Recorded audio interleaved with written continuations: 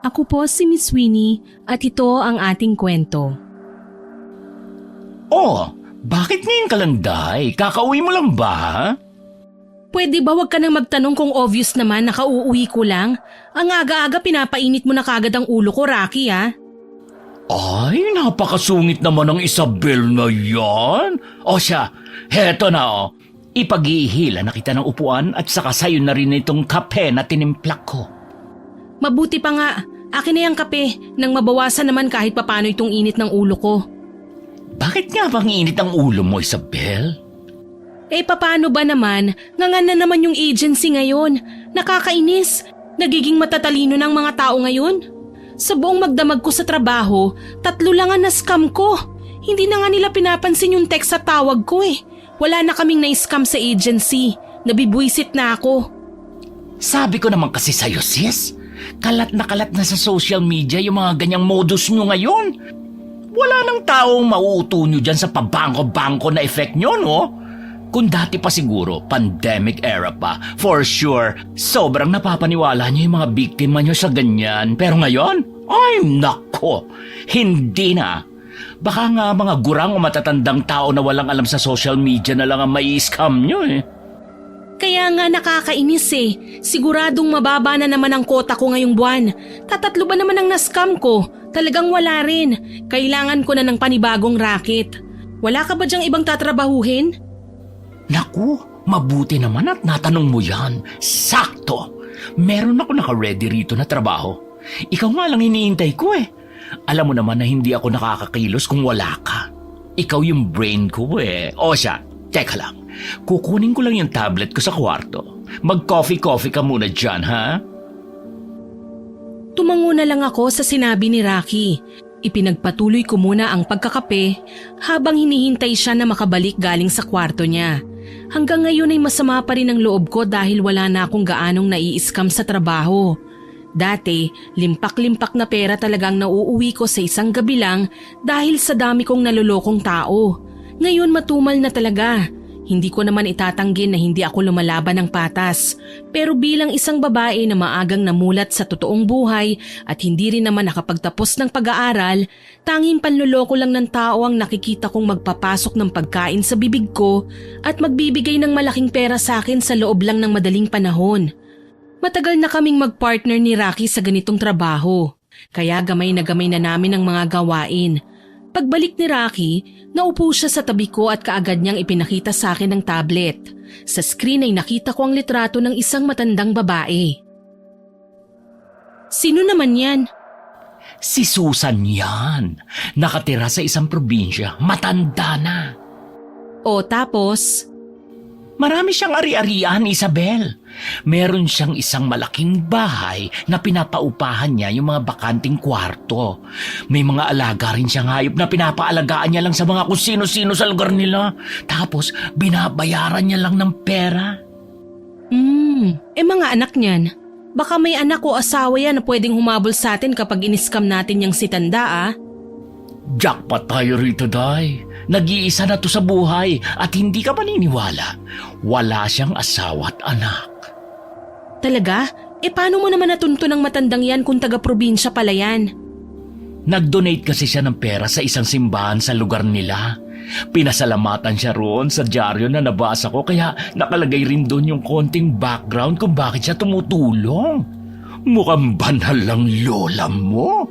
Baka nagsisecure na siya na spot niya sa langit para diretso siya roon kapag nategi na. Kung wala yang asawa at anak, diyan na nga talagang the best target natin para sa next na panloloko natin. Walang hahabol sa atin kapag ninakawan natin siya.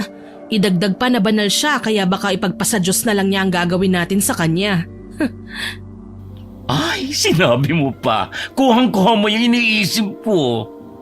Talagang maaasahan din kita sa pagre-research ng next na bibiktimahin natin Akala ko puro makeup at pagpapakilay lang ang ginagawa mo rito habang wala ako Ikaw lang kasi. Lagi ka na lang walang tiwala sa akin. Magtiwala ka rin kasi sa beauty ko, no? Oh, so ano na? Game na ba tayo rito? Target lock na ba natin tong si Tanda? Yes, Game na tayo dyan. Hindi na muna ako papasok sa agency. Nga ang aabutin ko ron eh. Ang hirap ng makapag-scam sa online. Dito na muna ako sa SureWin na may kikitain. Kahit matagal ang proseso, at least alam kong may mapapala tayo. 2 linggo lang. Siguro naman sapat na yun para malimas natin ang ari-arian nitong si Susan. Kapag solo ka, siguradong 2 linggo ang aabutin mo. Pero dahil kasama mo ko, 1 linggo lang yan. Oo na, ikaw na ang matalino at madiskarte sa ating dalawa. Hindi mo naman kailangang ipamukha sa akin na ganda lang ang ambag ko sa trabaho natin, no? Yabang nito. Kung mayabang ako, pues gandang-ganda ka naman sa sarili mo, no? Ay, Maganda naman kasi talaga ako, no? Hindi mo lang maamin. magseryoso ka na nga. Sige na, maiwan na muna kita dito Magpapahinga na muna ako sa kwarto ko. Mag-iisip na rin ako ng magandang karakter natin habang nakahiga ako. Mamayang gabi na lang ulit tayo mag-usap. Sige. At naaawa na rin ako dyan sa mga eye bags mo, no? Konti na lang, baka buong mukha mo na masakop niyan. Ew! Super haggard mo. That's a big no-no to me. Che? Matapos naming ma-finalize ni Rocky ang planong panloloko namin sa matanda, naglaan na rin kami ng 1 araw para sa mga dokumento na kailangan naming lakarin at dalhin sa pagpunta namin sa probinsya. Naging madali na lang sa amin ang ginagawa namin dahil may mga koneksyon na rin kami sa black market kung saan kami kumukuha ng mga peking dokumento at ID. May narentahan na rin kami na sasakyan na magagamit namin sa biyahe. Nagmamaneho lang sa tabi ko si Rocky habang inaayos ko naman ang mga ID at papeles sa folder na dala ko. Aabutin din ng 5 oras ang biyahe bago kami makarating sa probinsya.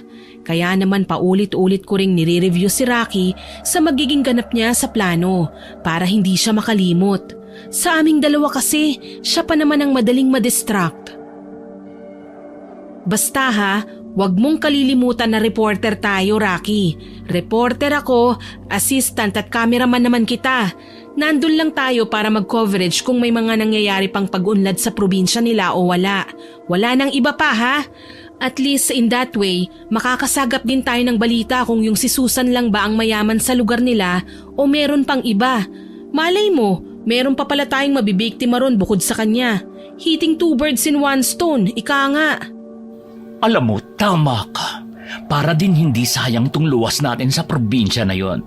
Grabe, ang talino mo talaga, Isabel. Bilib na talaga ako dyan sa utak mo. Isa pa, biruin mo.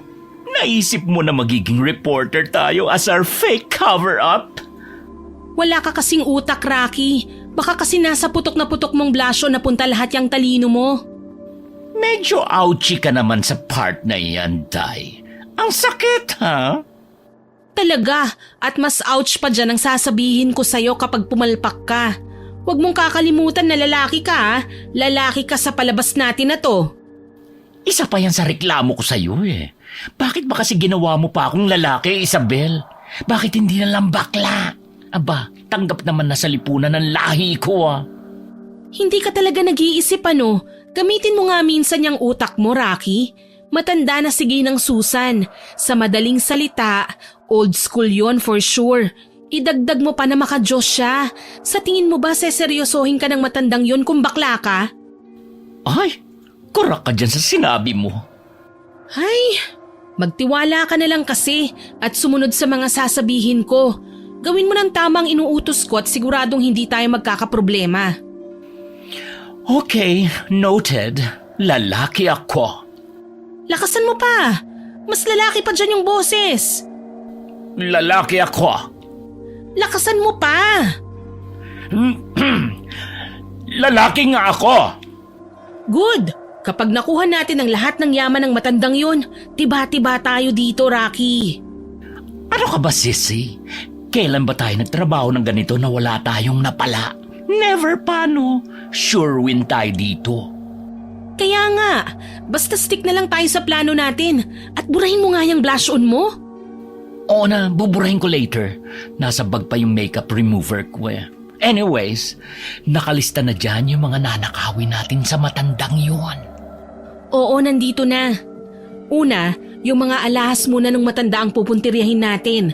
Maghahanap na rin tayo ng mga safety box niya dahil for sure wala sa bangko ang pera ng matandang katulad niya na mag-isa na sa buhay. May pinagtataguan niya ng pera na nasa bahay rin niya. Correct ka rin dyan, Day. Hahanapin din natin yung mga titulo ng mga ari-arian niya na pwede rin nating makuha. Mas maganda kung makukuha rin natin yung titulo ng mismong bahay niya para kapag nategi siya, balikan na lang natin. Paano yung mga alaga niyang hayop? Balita ko marami-rami rin yun. Milyones din sigurong kikitain natin doon. Mahirap manakaw yun. Hindi ba at ibang nag-aalaga ng mga hayop ng matanda? Huwag na nating habulin pa yun. Baka mahirapan lang tayo. Mag-focus lang tayo dun sa mga mahalaga. Yung mga alahas, pera at yung mga titulo. Okay, noted yan, boss. Boss mo mukha mo dyan. Kapag ikaw talaga nakalimot, naku, ako mismo maghuhukay ng libingan mo. Ayusin mo, Rocky, ah. Lalo na't kating-kati na tong kamay ko na makahawak ng malaking halaga ng pera. Hindi na ako napapasaya ng libo-libo lang eh. Barya lang yun sa akin ngayon. Kailangan ko ng milyon. At bago tayo makaalis sa probinsya na yon, dapat milyonaryo na tayong dalawa. Yun ang goal natin, Rocky. Siyempre, gora din ako sa goal na yan, no? Hindi pwedeng ikaw lang. Kailangan ko rin ng malaking pera para magtuloy-tuloy na yung balak kong pagpapa-opera nitong dibdib at ilong ko. Tagal ko ng pangarap yun eh. Kaya nga ayusin mo ang trabaho mo. Susunod ka lang naman sa akin eh. Ako pa rin naman ang magsasalita at kakausap sa mga tao, okay? Okay, aayusin ko ang trabaho ko. Promise yan, Isabel. Di mabuti. Ayokong mapunta lang sa wala itong lakad natin. Hindi ako maglalaan ng oras ko rito kung mabubulilyaso lang din to. Makalipas ang ilang oras na pagbabiyahe namin ni Rocky, nakarating na nga kami sa probinsya ng matandang target namin. Saktong 6:00 na ng hapon ng mga sandaling yun. Medyo madilim na ang paligid namin, lalo na at wala naman kaming nadadaanan ng mga poste na may ilaw. Dahil hindi na rin sementado ang daan papasok sa baryo, kaya naman mabagal na rin ang takbo ng sasakyan. May nadaanan pa kami na luma at maliit na bulletin board sa gilid ng kalsada kung saan agad naming napansin ni Rocky yung mga nakadikit doon na missing person. May matatanda at mga bata rin. Pero kahit ganon, hindi na lang namin yon pinansin pa at nagpatuloy na kami sa pagpasok sa baryo. Hindi rin naman kami nahirapan sa paghahanap sa bahay nung matanda dahil yun ang kalakihan na bahay na nadaanan namin, kaya bumaba na rin kagad kami ng sasakyan ni Rocky at kumatok. Isang matandang ginang nga ang nagbukas ng gate sa amin. Nakataas kagad ang isang kilay niya nang salubungin niya kami at saka pasimple niya pa kaming pinagmasdan ng tingin mula ulo hanggang paa. Magandang hapon ho. Sino kayo? Ako ho si Isabel at ito naman po si Rocky. Kayo ho ba si Ginang Susan? Ako nga. Anong kailangan nyo? Mga reporter ho kami na galing pang Maynila. Reporter? Oo. Nandito ho kami para mag-coverage ng balita tungkol sa lugar nyo. Ano naman ang kailangan nyo? Naipagtanong-tanong ho kasi namin sa mga taong nadaanan namin kanina kung saan ho may paupahan na kwarto at ito pong malaking bahay nyo ang itinuro sa amin. Tumatanggap ho ba kayo ng mga bed spacer? Oo, marami akong bakanting kwarto dahil wala naman akong ibang customer ngayon. Talaga ho? Tamang-tama. Gusto ho sana naming mag-avail ng kwarto. Ilang kwarto ba? Mas okay ho sana yung isang kwarto lang pero 2 ho ang kama. Mahirap po kasi kapag nagtatrabaho na kami kung magkahiwalay pa kami ng kwarto nitong ka-workmate ko. Meron ho ba kayong available na room na may 2 bed na po? Meron. Ilang araw ba? Aabutin ho siguro kami ng 1 linggo. 1 linggo? Ganon katagal? Opo. Mag-i-interview rin ho kasi kami ng mga tao rito sa lugar nyo at mag-shoot na rin kami ng video kaya matatagalan ho talaga. Bakit ho? May problema ho ba? Hindi ho ba kayo tumatanggap ng bed spacer na tumatagal ng 1 linggo? Hindi naman sa ganon. Pero gusto ko sanang makita muna ang mga ID nyo para makasigurado lang ako. Yun lang ho ba? Wala hong problema. Marami naman ho kaming ID dito. Ito po yung ID ko bilang reporter. Ito naman po yung sa akin. Sabay naming iniabot ni Rocky ang ID namin sa matanda. Nagkapalitan pa kami ng tingin ni Rocky habang pinapanood at sinisigurong tinitignan ni Ginang Susan ang mga yun. Kahit konting kaba ay wala naman kaming naramdaman dahil maayos naman ang pagkakagawa ng ID namin. Ilang segundo lang na tinitignan yun ng matanda bago niya ibinalik sa amin at tuluyan ng pinapasok na sa loob ng bahay niya. Itinuro kagad ni Ginang Susan ang magiging kwarto namin at nabanggit na rin niya kung magkano ang babayaran naming upa. Malaki sa inaakala namin ang sinisingil ng matanda, pero pasok na rin yung budget na dala namin ni Rocky. Nalaman namin na libre naman pala ang lahat, kahit pagkain namin ay ang matanda na rin ang mag-aasikaso kung saan ay pabor naman yun sa amin para makapag-focus kami sa gagawin naming trabaho. Pinagpahinga rin muna kami ni Ginang Susan ng ilang oras at saka tinawag na lang niya kami ulit nung nakahanda na ang hapunan. Salamat po sa inihanda niyong hapunan, Ginang Susan. Nako, huwag kayong magpasalamat. Bayad naman ang kakainin yung pagkain dito sa pamamahay ko habang umuupa kayo kaya hindi nyo kailangan pasalamatan ako. Kahit na, mukhang masarap ho itong niluto niyong sinigang. Salamat. O siya, tayo na't magsimula ng kumain habang mainit pa ang sabaw. Siguradong gutom na rin kayo dahil galing pa kayo ng Maynila. Ibig sabihin ay ilang oras din ang inabot ang biyahe nyo. Ay, korak ka dyan, Mima. Ha? Ano, iho? Ang ibig po niyang sabihin ay opo, ilang oras nga po ang inabot ng biyahe namin papunta rito. Nakakapagod nga ho eh. Mga kulang-kulang 5 hanggang 6 na oras ho, Ginang Susan. Malayo naman kasi talaga itong lugar namin mula sa syudad. Ang layo nang naabot nyo para lang sa trabaho nyo. Ganun ho talaga, Ginang Susan. Ito ho kasi yung naka-assign sa amin na lugar eh. Kung ganon, pwede ko rin bang kunin ang pagkakataon na ito para masabi ko sa inyo na may mga batas din ako rito sa pamamahay ko na kailangan yung sundin habang umuupa kayo? Sige ho. Ano ho bang mga yon, Ginang Susan? Hanggat maaari, sana ay ayokong abutin kayo ng 10 oras ng gabi sa labas ng bahay ko. Itong batas na ito ay para na rin sa kaligtasan nyo at kaligtasan ko na rin. Magulo ngayon ang buong baryo, kaya hindi maganda na inaabot ang mga tao sa labas lalo na sa pagsapit ng dilim. Teka, ano ho bang ibig niyong sabihin tungkol sa magulo? Ang tahimik nga ho ng probinsya na ito eh. Oo nga ho, Ginang Susan. Hindi ko alam kung dapat ko ba itong sabihin sa inyo dahil bilang mga reporter kayo, baka hindi kayo maniwala. Pero dahil kargo ko na kayo bilang mga nangungupahan sa akin, mas makakabuti nga siguro na malaman nyo na rin para sa kaligtasan nyo. Ang totoo niyan, kaliwat kanan ng mga nawawala ngayon dito sa lugar namin. Po? Nawawala? May nawawalang mga tao ho rito? Teka, kaya pala ang daming nagkalat ng mga poster ng missing person doon sa bulletin board na nadaanan natin, Isabel. Tama, maraming nawawala ngayon dito sa baryo. Hindi lang tao pati mga hayop. Sa katunayan yan, nagdadalawang isip talaga ako na tanggapin kayo kanina dahil hanggat maaari, ayoko nang tumanggap ng mangungupahan. May mga sindikato ho ba na kumakalat dito sa lugar nyo na gumagawa ng ganong krimen? Mabuti sana kung mga sindikato nga ang nasa likod ng mga nawawalang tao rito sa baryo namin eh. Pero hindi, mas malala pa sa iniisip nyo. Ano hong ibig niyong sabihin, Ginang Susan? Kahit yata sabihin ko sa inyo ay hindi kayo maniniwala. Mga reporter ho kami, Ginang Susan. Paniniwalaan ho namin yan hanggat may pruweba at makatotohanan. Naniniwala ba kayo sa aswang?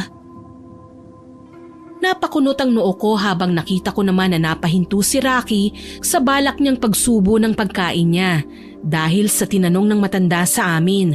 Hindi ko inaasahan na yun ang itatanong sa amin ni Ginang Susan, kaya naman hindi ko alam kung ano ang magiging reaksyon. Gusto kong matawa dahil sa mga pelikula ko lang naririnig ang ganong salita. Pero nang makita ko ang seryosong mukha ng matanda habang nakatingin siya sa amin ni Rocky, pinigilan ko na lang ang sarili ko.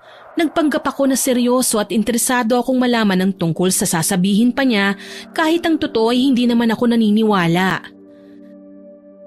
Aswang ho, Ginang Susan? Oo, naniniwala ba kayo sa ganon, iha? Sa tagal na ho namin ni Rocky sa trabaho namin bilang reporter, wala pa naman ho kaming nai-encounter na ganun. Sinasabi niyo ho ba na may aswang dito sa lugar niyo? Meron. Ho? Totoo ho ba yan? Sa tagal ko nang nakatira sa lugar na ito, masasabi kong totoo na may aswang dito. Tinatawag ang aswang na yun na malakat. Malakat? Ano naman ho ang pinagkaiba ng malakat na aswang na yan sa aswang na nakikita natin sa mga palabas sa TV at pelikula? Ang sabi ng namayapa kong ama, isang asong aswang ang malakat. Humahaba ang buhok ng malakat para pumasok sa tenga, ilong at bibig ng kanyang nabibiktima. Pinaniniwalaan na yun ang ginagamit ng aswang para makuha niya ang itsura at boses ng taong pinapatay niya para magaya niya yun at magkatawang tao rin siya. Parang doppelganger? Kumokopya ng itsura ng iba?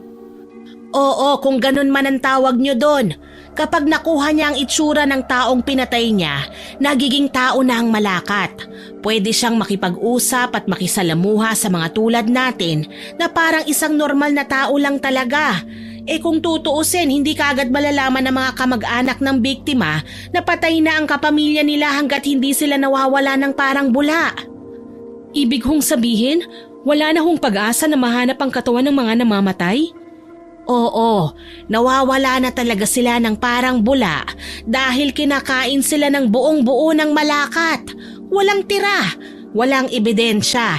Sabi ng tatay ko, yun ang paraan ng aswang para magamit nito ang katauhan ng biktima niya ng malaya. Nakakatakot naman ho yan, Ginang Susan. Talagang nakakatakot. Pero sana lahat ng tao rito sa baryo, takot lang ang nararamdaman sa aswang na yan. Ang kaso nga lang, hindi lahat natatakot sa aswang na yon. Yung iba sinasadyang tugisin ng malakat. Bakit ho? Para patayin? Oo, pero may isa pang dahilan. Ano naman ho yun? Sinasadya nilang tugisin ng malakat sa pagbabakasakali na mapatay nila yon at makuha nila ang gintong pangil nito. Gintong pangil ho? Oo, malaki at nakakatakot ang pangil ng malakat. Pero hindi lahat ay natatakot doon dahil mga ginto ang pangil na yon.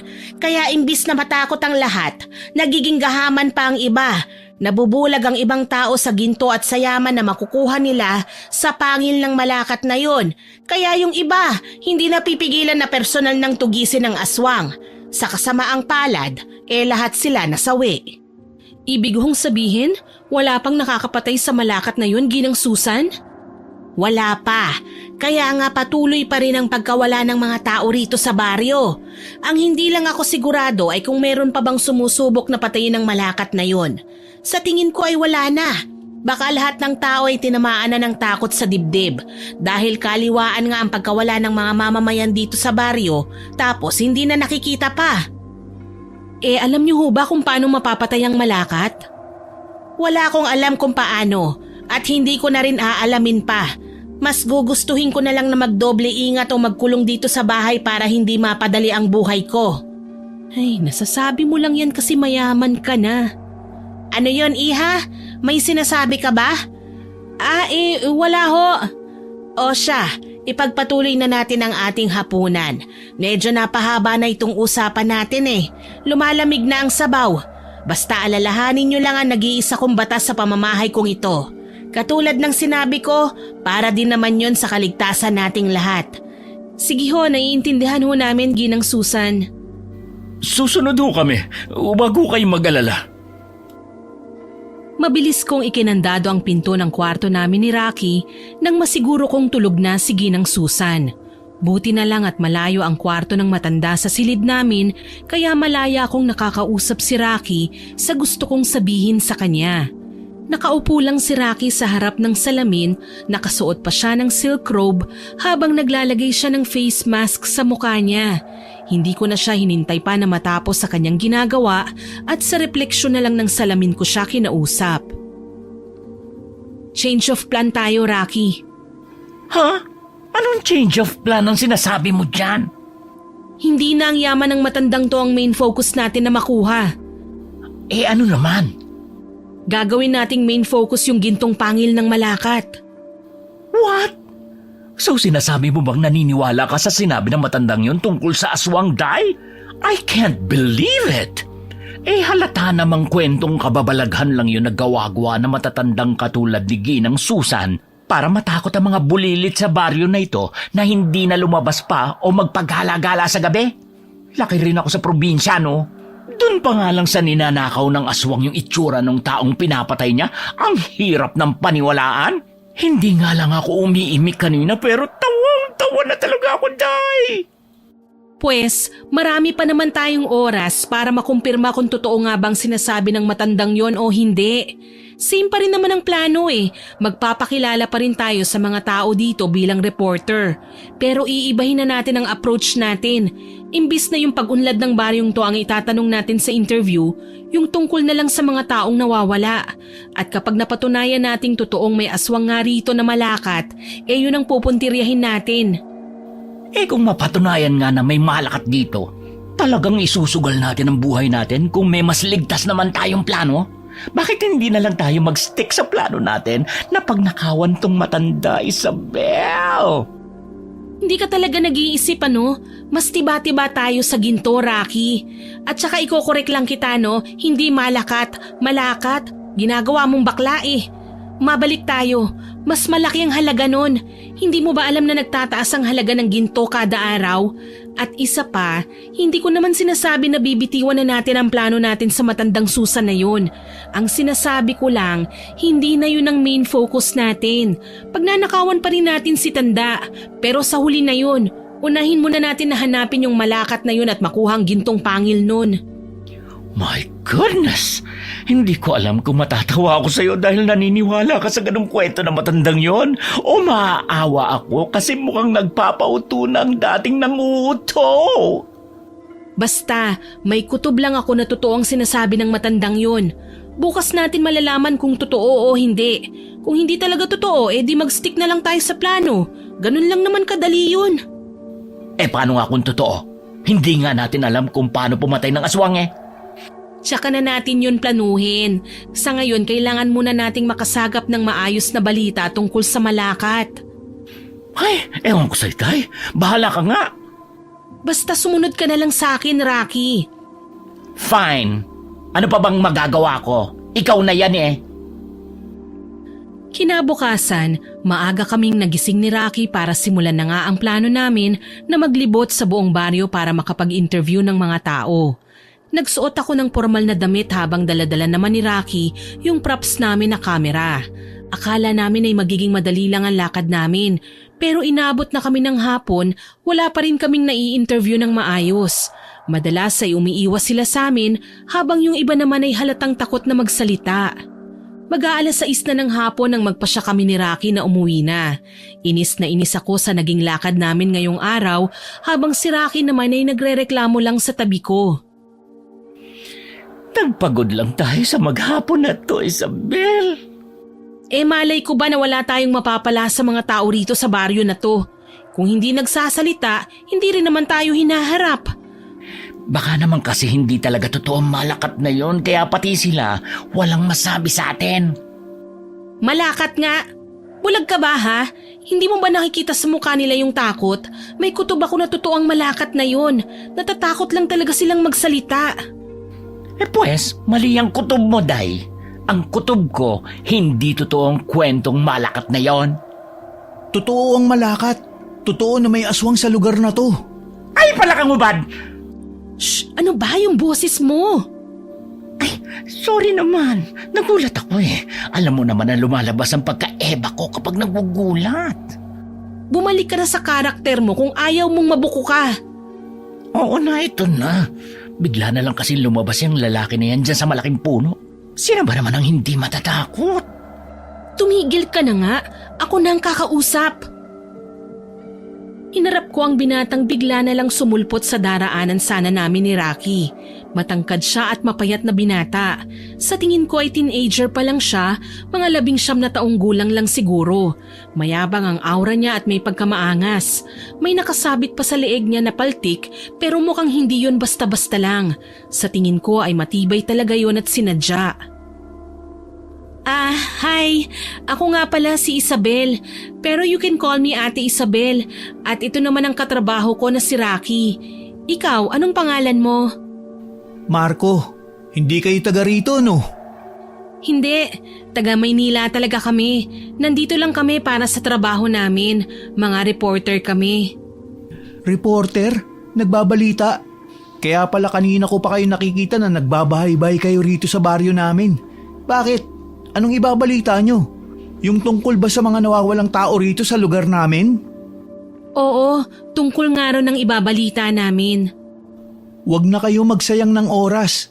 Hindi simpleng tao lang ang gumagawa ng nangyayaring pagkawala ng mga tao rito. Aswang! Aswang ang may gawa. Kaya kung hindi kayo naniniwala na may malakat, mas makabubuti pa yata para sa inyo na umalis na lang kayo. Sinasabi mo bang totoo ang malakat, Marco? Oo! At bakit? Nakita mo na ba?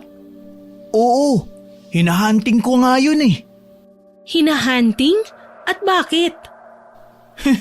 Bakit ko sasabihin sa inyo? Baka agawan niyo pa ako. Alam na namin ang tungkol sa gintong pangil ng malakat. Huwag kang mag-alala, wala kaming interes doon. Ang tanging gusto lang namin ay makakuha ng patunay na totoo nga ang malakat. Kailangan kasi namin yun para sa trabaho namin eh.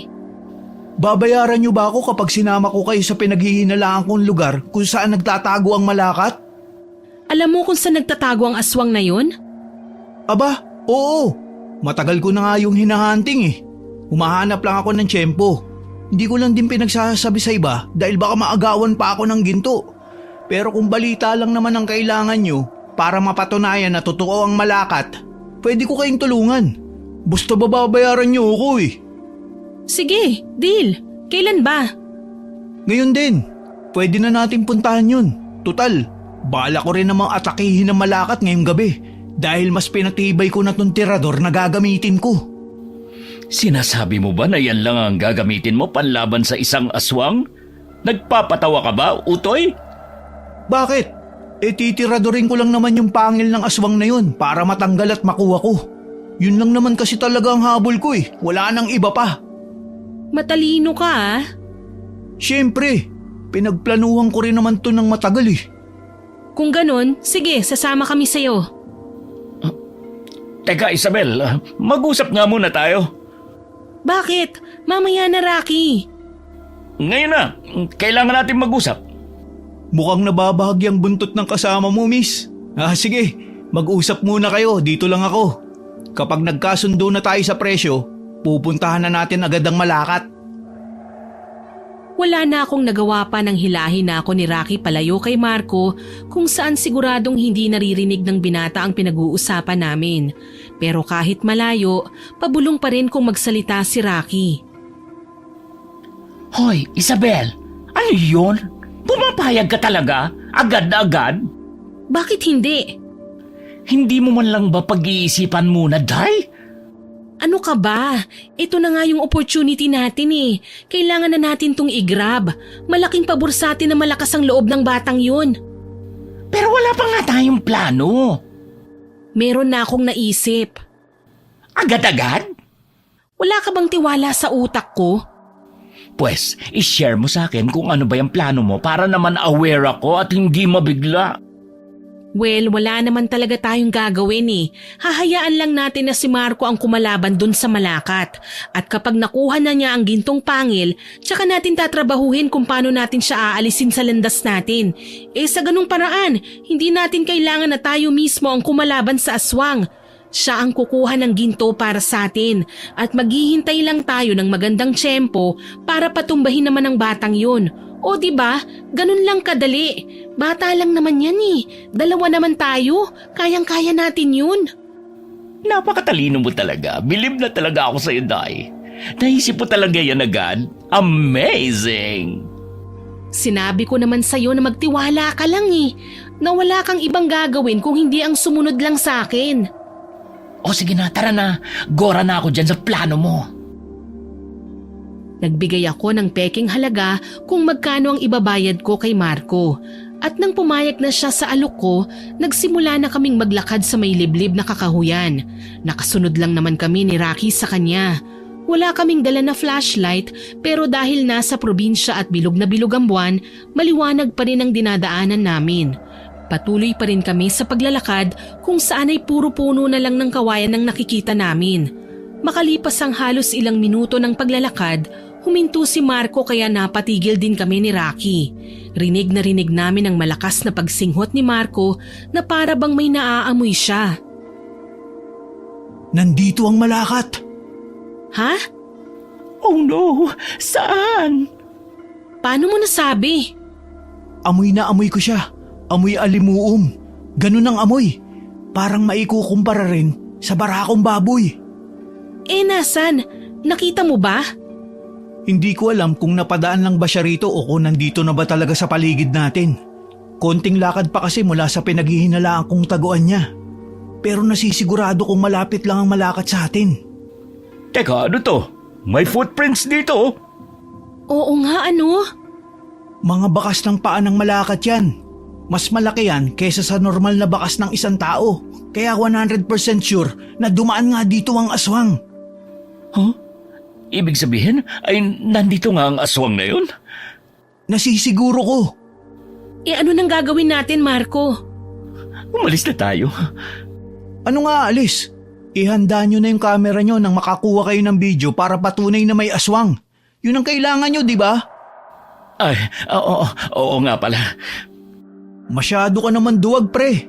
Sige na, ako nang bahala dito. Magtago na kayo ron sa malaking puno na yun. Huwag kayong lalabas kung ayaw nyong mapatay kayo ng malakat. Sigurado ka bang kaya mong talunin yung aswang, Marco? Kayang-kaya.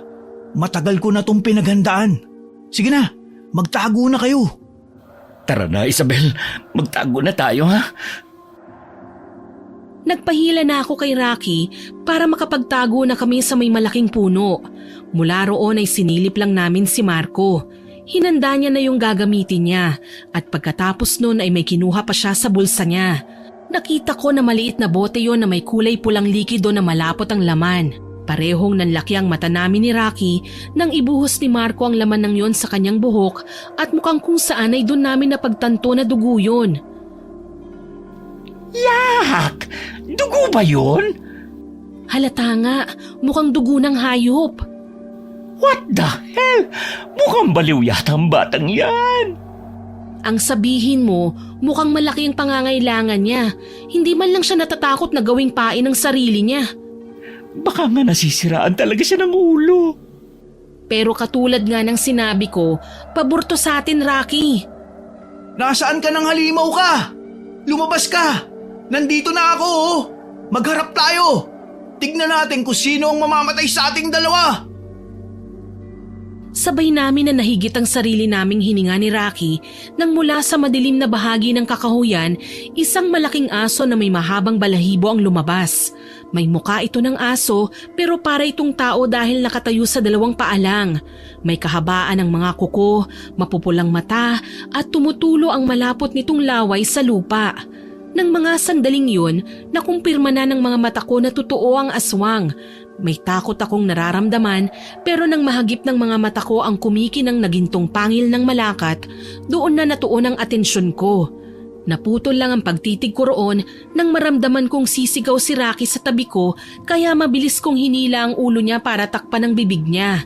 Binulungan ko siya na huwag gumawa ng kahit na anong ingay. Itinuon ko pa ulit ang atensyon ko kay Marco kung saan ay nagsisimula na siyang patamaan ng paltikang malakat. Nung una ay sa dibdib ng aswang tumama ang bato pero sa pangatlong tira ng binata ay tumama na yun sa pisngi. Pareho kaming nagulat ulit ni Rocky nang malakas na umuwalang malakat at para lalo itong nagalit kay Marco. Nagpumiglas si Rocky mula sa pagkakahawak ko. Ano ba? Huwag ka sabing maingay dyan, Rocky. Baka matuntun tayo ng aswang na yan dito sa pinagtataguan natin. Pipitiwan kita pero huwag kang sisigaw, ah. Umalis na tayo dito, Isabel. Shh! Sabi nang huwag kang maingay eh. Umalis na tayo dito. Baka madans tayo dito na wala sa oras. Hindi nga pwede. Kailangan nating hintayin na makita kung mananalo si Marco. tumahimik ka na nga lang dyan. Ligtas tayo rito kung mananahimik ka. Kita namin ni Rocky ang paggalaw ng mahabang buhok ng malakat. Gumagapang yun papalapit kay Marco pero naiwasan yun lahat ni Marco sa pamamagitan ng pagtalon niya at paggulong. Sasabayan niya yun ang pagpapatama niya ng tirador sa aswang na lahat ay dumadaplis lang. Nawala ang atensyon ko sa nangyayari nang magsalita ulit si Rocky. Hindi ba natin siya tutulungan? Nasisiraan ka na ba? Bakit natin siya tutulungan? Nandito nga lang tayo para hintayin yung ginto. Ah! Hala, nasan na siya? Nasaan na si Marco? Narinig mo yung sigaw niya? Siyempre naman, anong akala mo sa akin, bingi? Nakakatakot yung sigaw niya. Nawala na pati siya. Pati yung malakat nawala na rin. Di ba nasa damuhan lang sila kanina? Tapos nawala na? Tinangay siguro ng aswang ang binatilyong yun. Oh no! Hindi kaya nakain na si Marco ng halimaw? Lumabas nga tayo. What? Ayoko! Baka nandyan pa yung aswang na malakat eh! Ayoko pang matsugi, no? Kung gusto mo, ikaw na lang, Isabel! Pero nawawala na si Marco. Wala na rin yung malakat. Nasa na silang pareho?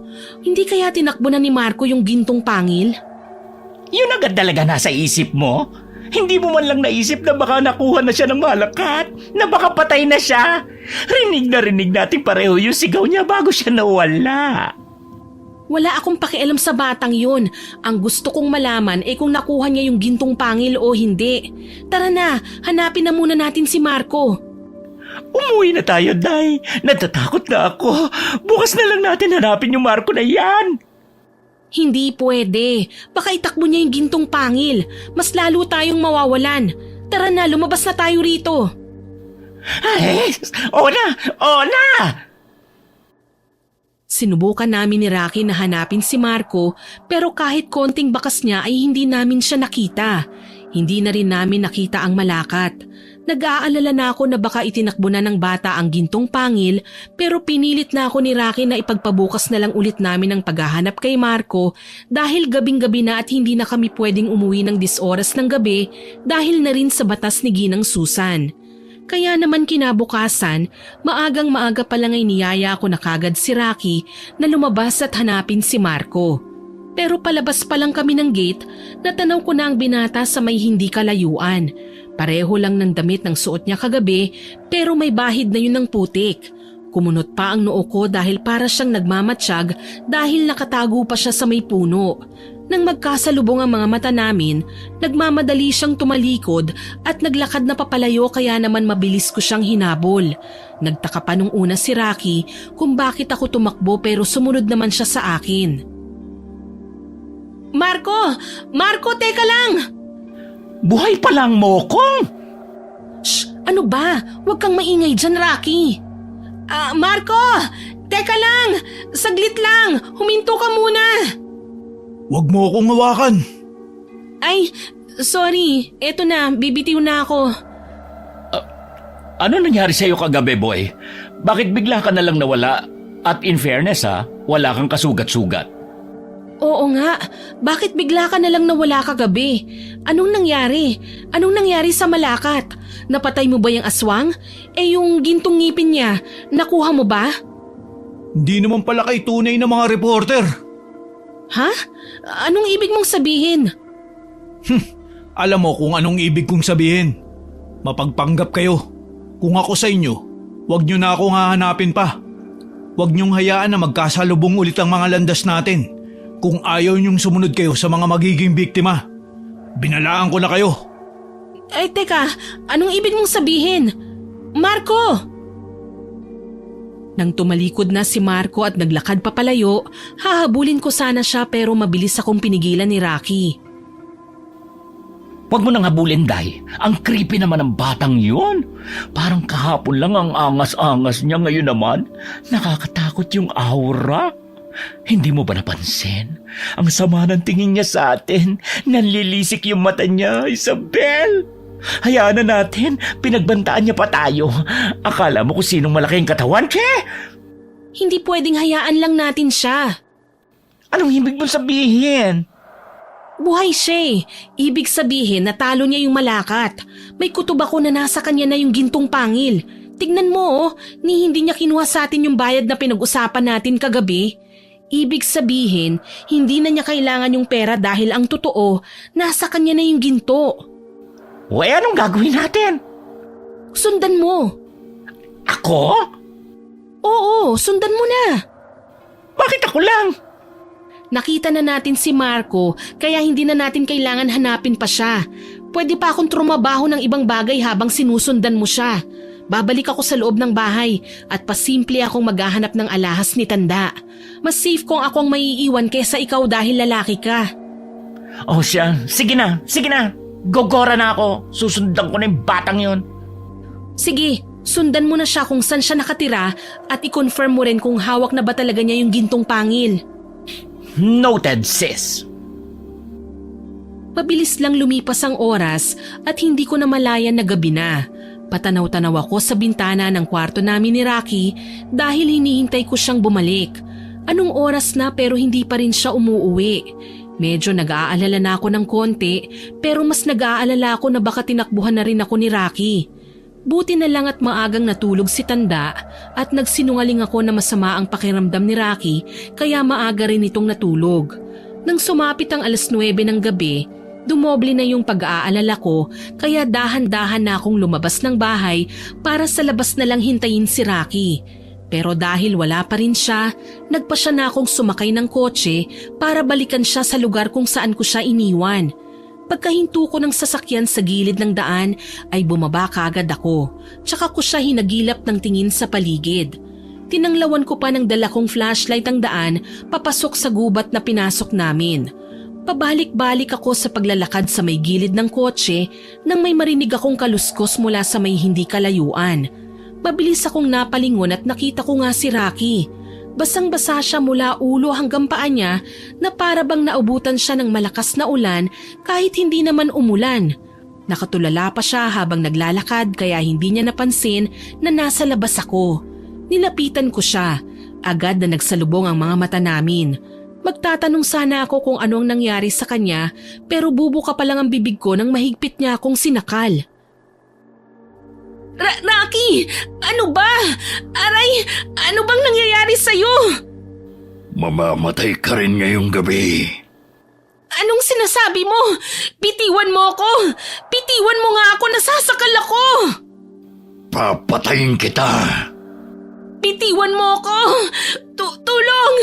Tulungan niyo ako! Mamamatay ka. Bitiwan mo ako! Nagpumiglas ako dahil ramdam ko na ang pag-angat ng mga paa ko sa lupa. Hindi na rin ako makahinga. Hindi ko siya nakilala na ganito kalakas. Sa pagpupumiglas ko, bigla na lang akong hinagis ni Rocky. Malakas ang pagkakahagis niya kaya tumama ang likod ko sa kotse na agad ko namang ininda. Uubo-ubo ako at umaasang makakakuha ng sapat na hangin pero hindi pa man nakakabawi, nakalapit na siya ulit sa akin at muli niya akong sinakal. Iniangat niya ako mula sa pagkakasalampak ko sa lupa gamit ang pagkakasakal niya sa akin. Nakasandal ang likod ko sa kotse nang magsimula na naman akong pumalag sa kanya.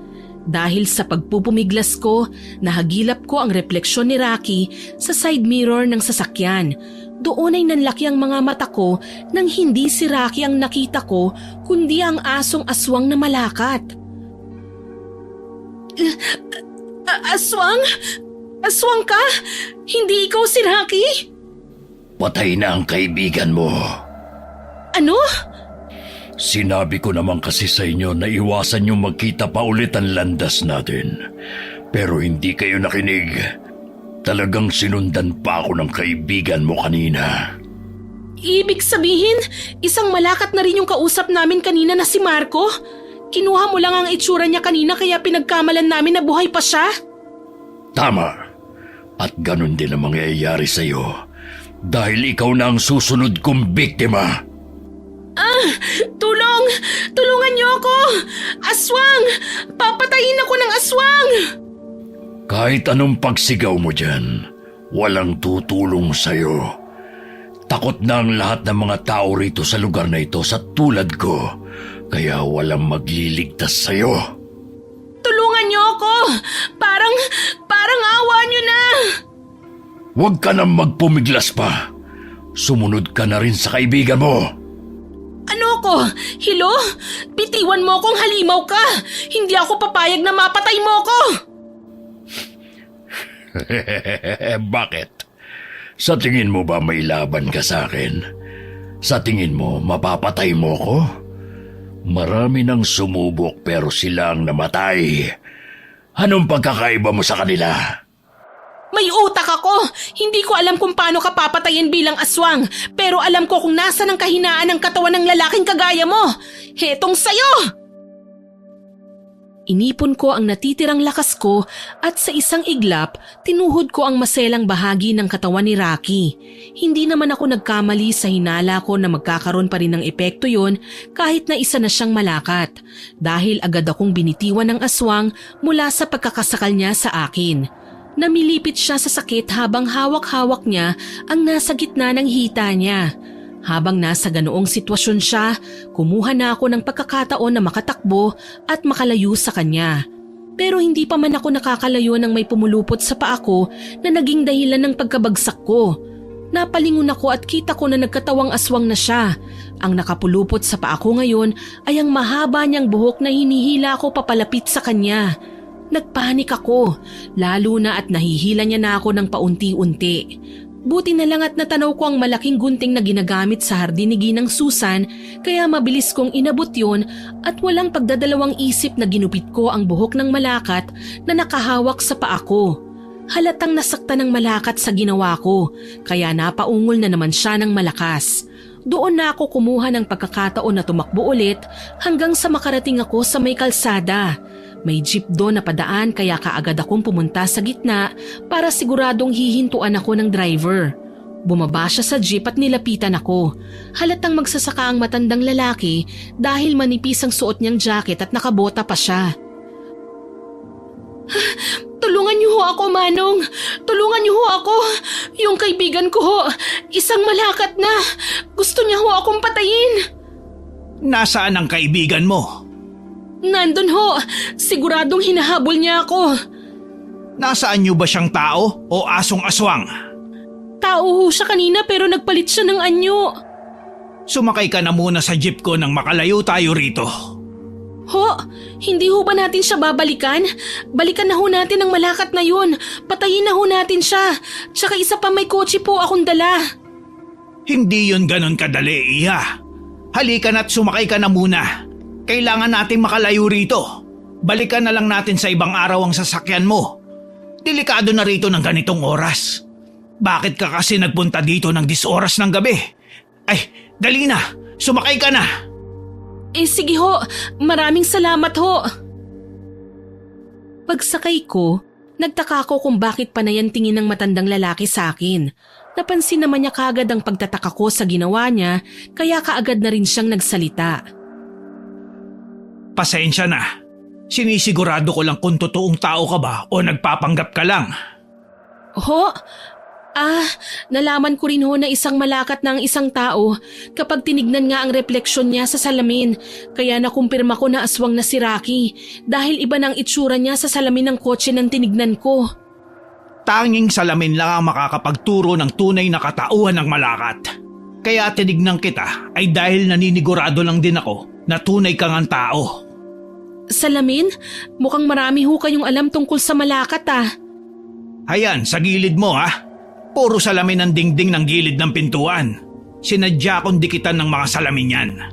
Tama ka, marami. Sobrang dami kong alam tungkol sa malakat. Ako nga ho pala si Isabel. Isa ho akong reporter. Nabalitaan ko nga na may reporter dito sa lugar namin. Kayo pala yun. Ako naman si Isagani. Bakit ho marami kayong alam tungkol sa malakat, Mang Isagani? Dahil malaki ang pagkakautang ng halimaw na yun sa akin. Ano ho ang ibig niyong sabihin? Pinatay ng malakat na yun ang asawa ko. Pasensya na ho. Matagal na panahon na yun, Iha. Sa tingin ko magli5 taon na rin ang nakalipas. At sa loob ng 5 taon na yun, wala akong ginawa kung hindi pag-aralan kung paano ko makakaganti sa malakat na yun. Kung ganon, gusto ko rin hong ipaghiganti ang pagkamatay ng kaibigan ko. Sana ho ay matulungan niyo ako. Hindi ganun kadali ang pumatay ng isang malakat. Mawawala ng silbi ang pagpatay mo sa aswang kung nasaan yung tao siya. Kailangan nating mapaslang ang halimaw kapag nasaan yung aso siya. Sa tunay niyang anyo. Yun lang ang natatanging paraan para mabura natin ang aswang na yun sa mundo. Ano ho bang dapat nating gawin, Mang Isagani? Tulungan niyo ho ako at tutulungan ko rin kayo. Gusto ko ho talagang maipaghiganti ang kaibigan kong si Rocky. Huwag kang mag-alala. Tutulungan kita, Iha. Sigurado rin ako na babalikan ka ng malakat. Ako ho? Oo.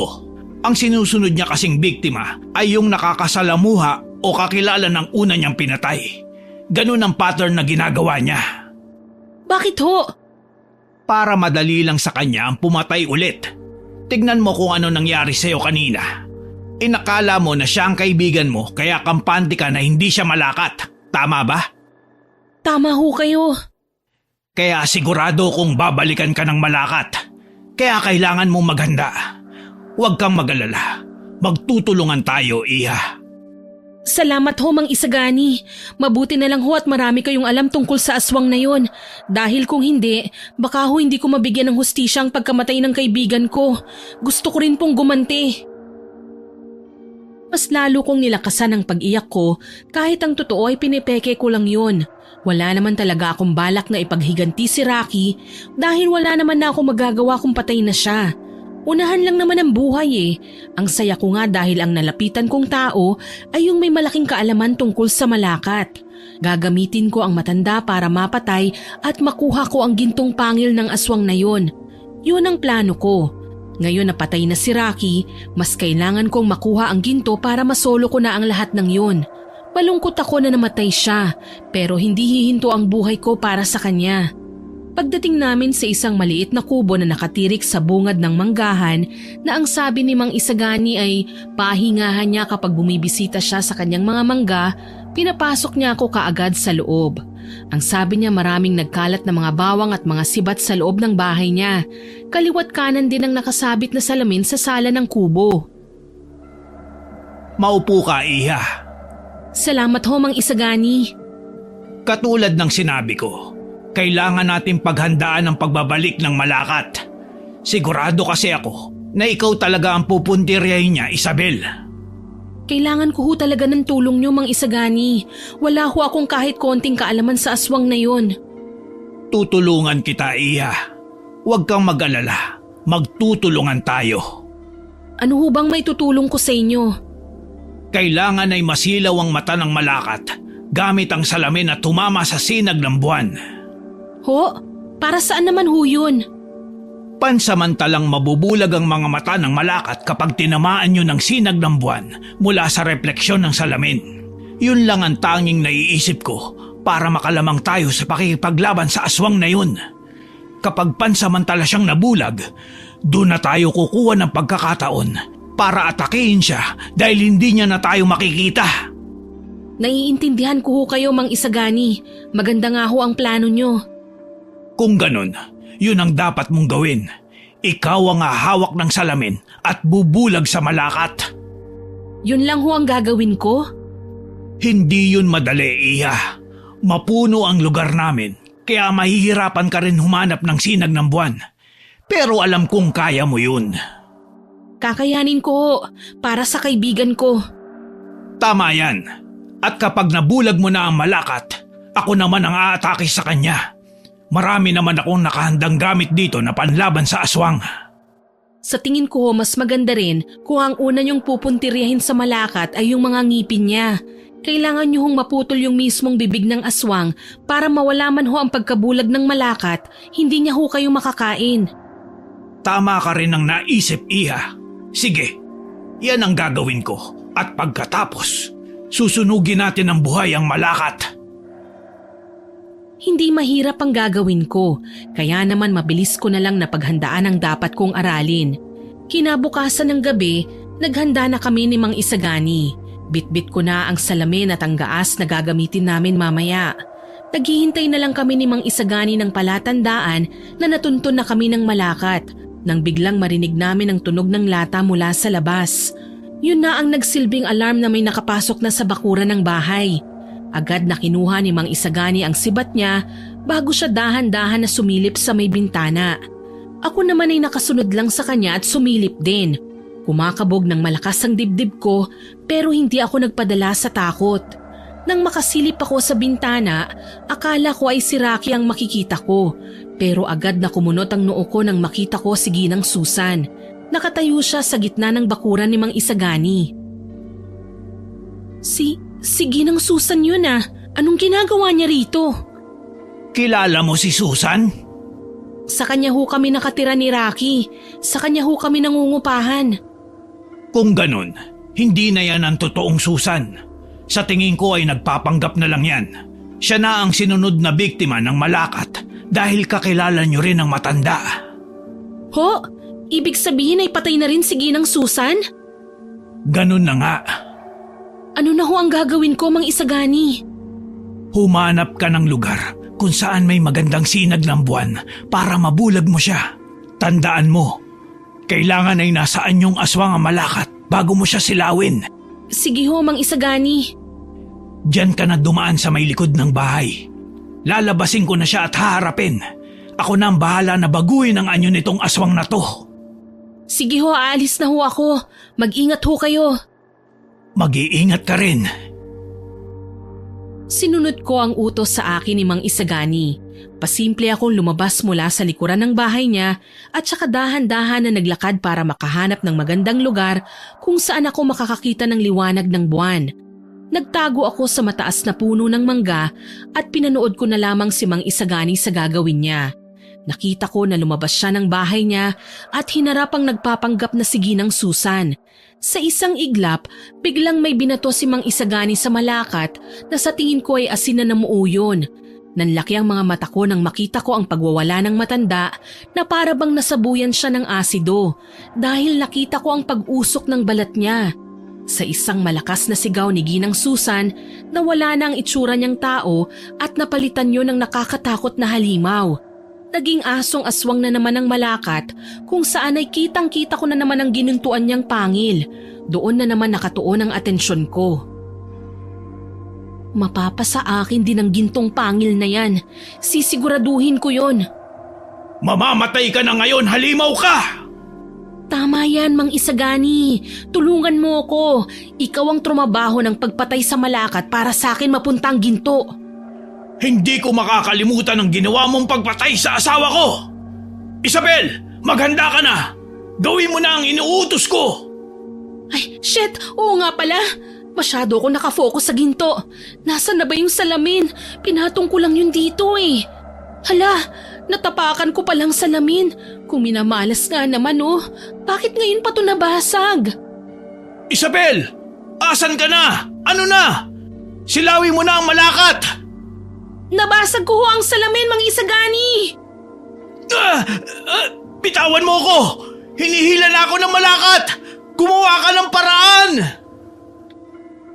Napabalik ang tingin ko kay Mang Isagani at nanlaki ang mga mata ko nang makita ko na hila-hila na siya ng malakat. Bigla akong nagpanik. Wala na akong nagawa kung hindi ang damputin ng kalahating salamin na nabasag. Ramdam ko ang pagkasugat ng kamay ko at kita ko rin ang pagtulo ng duguron pero hindi ko yun ininda. Lumabas na ako sa pinagtataguan at tumingala para hanapin ang sinag ng buwan. Tinutok ko ang salamin sa liwanag at tinansya ko yon papunta sa mukha ng malakat. Kahit si Mang Isagani ay nasilaw rin sa liwanag ng salamin kasabay ng malakas na pag-ungol ng halimaw. Napaatras ang aswang habang iwinawagayway nito ang mapapayat pero mahahaba niyang mga kamay. Ayos! Saktong-sakto sa mata niya ang tama ng liwanag! Ngayon na, Mang Isagani! Umatake ka na! Ihanda mo ang gaas, Isabel! Huwag mong kalimutan na tagayin ang nguso ng malakat, Mang Isagani! Akong bahala! Patay ka sa akin ngayon, halimaw ka! Wala ka nang kawala sa mga kamay ko! Inihanda ko na ang gaas at ang panindi na gagamitin. Lumapit na rin ako sa kinaroroonan ni Mang Isagani. Kitang-kita ko ang paghaba ng balahibo ng Malakat nang maging aso na siya. Dahil wala siyang makita ay ang malikot na paggalaw ng mahahaba niyang balahibo ang ginagawa niyang pananggalang. Para bang nagbabakasakali yun na may mahawakan kahit na wala itong nakikita. Lahat ng balahibo ng Malakat ay pinagpuputol ni Mang Isagani gamit ang itak niya kaya sumabay yun sa malakas na pag-ungol ng aswang. Mang Isagani! Yung nguso! Huwag niyong kalilimutan tagpasin! Akong bahala, Iha! Yun na ho ang unahin niyo dahil baka mawala pa ang pagkabulag ng aswang. Mapapahamak ho tayong pareho. Tagain niyo na! Gusto ko nang agawin mismo kay Mang Isagani ang itak na hawak niya para ako na mismo ang pumutol sa nguso ng Malakat. Kating-kati na akong makuha ang gintong pangil ng aswang. Buti na lang at naputol na lahat ni Mang Isagani ang gumagalaw na buhok ng halimaw. Sinunod niyang tagain ang nguso. Lalong umungol ng malakas ang Malakat kaya nagtalsikan sa paligid ang dugo nito. Pero hindi ko na yun pinansin pa dahil sinundan kagad ng mga mata ko kung saan babagsak ang naputol na bibig ng aswang. Tumilapon yun sa may damuhan.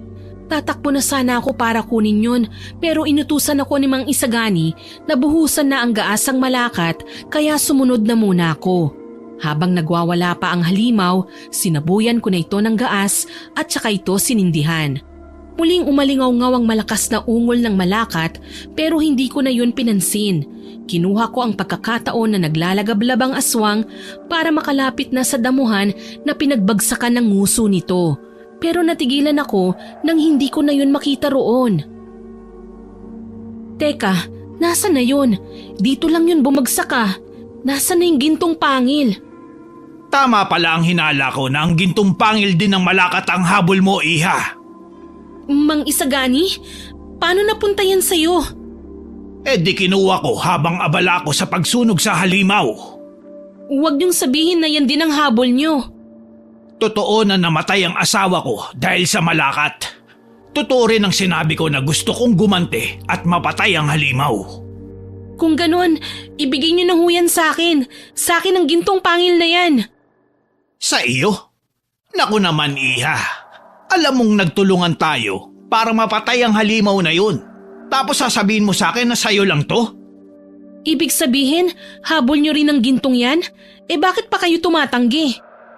Hindi ko talaga habol ang gintong pangil na to.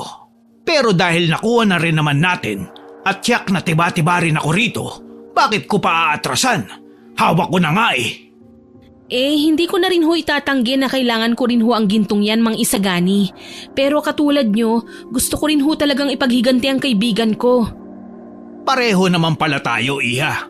At syempre, pareho rin natin na kailangan ng gintong to. Patay na ang Malakat. Napatay na natin ang aswang. Siguro naman ay parang magiging reward na rin natin ito. Tama ba? Tama ho kayo. Kung papayag ka, maghati tayo sa gintong pangil na ito. Siguro naman ay malaki pa rin ang makukuha natin kahit na paghatian pa natin to, Isabel, di ba? Siyempre naman ho, Mang Isagani. Bakit hindi? Kayo rin naman ho ang nagsabi na nagtulong tayo para mapatay ang aswang. Tama lang ho na paghatian natin yan. Mabuti naman kung ganun. O siya, halika't hahatiin ko na ang nguso. Huwag kang mag-alala. 4 naman ang pangil nito, kaya tig-2 tayo. Hating-hati yun, kaya walang lamangan. Dahan-dahan akong lumapit kay Mang Isagani. Alam ko na nagsasabi siya ng totoo na gusto niyang paghatian namin ang nakuha naming gintong pangil ng Malakat. Pero ako ang hindi papayag. Nang makita ko nang inilabas niya ang itak para hatiin ang nguso ng Malakat, ay mabilis kong hinawakan ang kamay niya at sa isang kisap mata ay ibinaluktot ko ang kanyang siko para tumama ang talim sa dibdib niya. Bumaon yun doon kaya kusang namilog ang mga mata ni Mang Isagani. Nakita ko ang pamumula ng muka at mata niya sa mabilis na pangyayari hanggang sa mabitawan niya ang nguso ng Malakat at bumagsak yun sa lupa. Pinipilit pa niyang tanggalin ang kamay ko pero lalo ko yung itinulak pabaon sa dibdib niya. Nang umubo na siya ng dugo, doon na ako napangisi. Walang iya ka! Walang yahu talaga ako. Anong akala nyo? Papayag ako na hatiin ko ang kayamanan na dapat sa akin lang? Nagpapatawa ba kayo? Gahaman ka! Hindi ko ho yun itatanggi. Namatay nga ho yung partner ko na makikihati sana sa ginto ko eh. Tapos ikaw naman palang papalit. Siniswerte naman ho yata kayo, tanda. Mas kailangan ko ngayon ng malaking pera dahil pagbalik ko sa Maynila, magbabagong buhay na ho ako. Walang ya! Hayop! Mas halimaw ka ba? Pasensya na Mang Isagani. Trabaho lang. Huwag kang mag-alala. Magpapasalamat pa rin naman ako sa iyo eh. Kung hindi dahil sa tulong nyo, baka hindi ko ho nakuha ang ginto ko. Makakarma ka rin! Tsaka ko na lang ho iisipin at katatakutan ng karma na yan kapag nasa harapan ko na mismo. Sa ngayon ho magpahinga ka na. Sumama ka na sa namayapa mong asawa. Sakto, susunugin din kita katulad ng nangyari sa Malakat. Siguro naman hindi nila ako mahahabol sa pagkamatay nyo dahil iisipin nila ang halimaw rin ang pumatay sa inyo. Salamat ulit sa ginto ha, Mang Isagani! Kasabay ng pagbitiw ko sa kamay ni Mang Isagani ay ang pagbagsak din niya sa lupa. May ngiti sa labi ko nang kunin ang nguso ng Malakat. Kumikinang sa mga mata ko ang gintong mga pangil. Hindi na rin ako nag-aksaya pa ng oras, tinanggal ko ang mga pangil at inilagay ko na sa bulsa.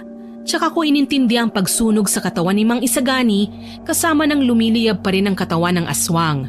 Pagkatapos noon ay bumalik na rin ako sa bahay ni Ginang Susan para kunin ang sasakyan. Naisip kong kunin sana ang lahat ng gusto kong makuha sa bahay niya pero pagpasok ko nakita ko ang patay na katawan ng matanda. Dahil ayokong masangkot sa krimen na gawa ng aswang sa kanya, nagpa siya akong wag na lang galawin ang mga gamit niya. Kinuha ko na lang ang lahat ng gamit namin ni Rocky tsaka umalis sa lugar na yon. Bago magbukang liwayway, huminto ako sa daan na puro nagtataasang damo ang magkabilang parte ng kalsada at itinapon ko ang mga gamit ni Rocky at umusal ako ng bulong sa hangin. Humingi naman ako ng tawad sa kanya dahil mula sa oras na yon magbabago ang kwentong nangyari. Hindi kami magkasama at hindi ang lugar ni Ginang Susan ang aking pinuntahan. Ang lahat ng mga nangyari ay ako lang ang nakakaalam. Muli akong bumalik sa kotse at nagmaneho papunta sa ibang lugar. Habang nasa biyahe ay tinitignan ko pa ang mga gintong pangil ng Malakat nang may magandang ngiti. Ang pagbabagong buhay na matagal ko nang inaasam-asam ay matutupad na rin. Hindi na ako manloloko pa ng mga tao. Hindi na ako mangi-scam. Dahil hindi na rin ako mauubusan pa ng pera. Lumipas ang ilang taon nang palipat-lipat ako sa iba't ibang lugar matapos kong maibenta ang 2 pangil. Ang inaakala kong magandang buhay ay hindi rin naman nangyari.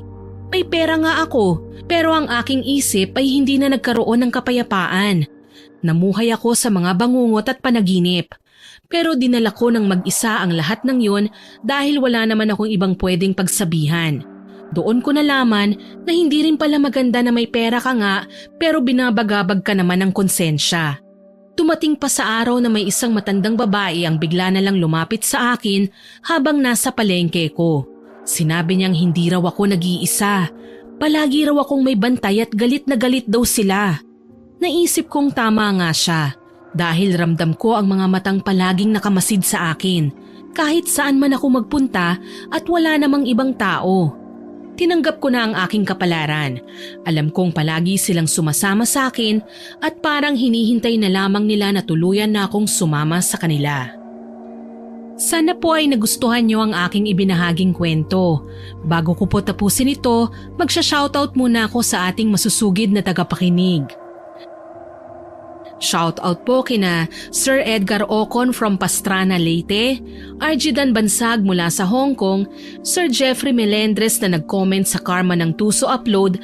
Ang sabi po niya, please keep your good stories coming. Will do po sir para masisiyahan po kayo at lahat ng ating listeners.